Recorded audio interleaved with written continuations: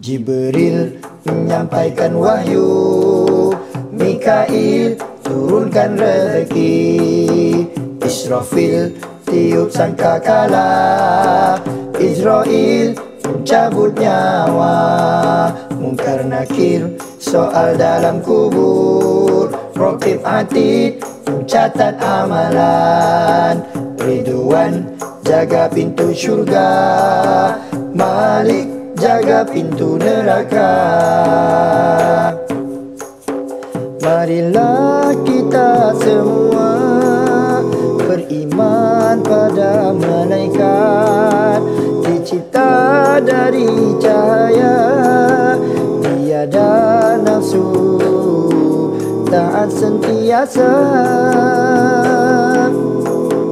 tiada jantina, tidak makan minum seperti manusia. Malaikat punya isayam, punya tugas yang tertentu.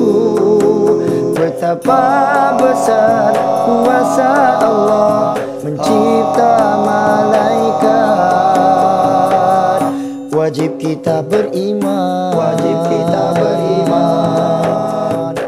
Jibril menyampaikan wahyu, Mikail turunkan rezeki, Israfil tiup sangkakala, Israel mencabut nyawa, Munkar Nakir soal dalam kubur, Raqib Atid mencatat amalan, Ridwan jaga pintu syurga, Malik jaga pintu neraka.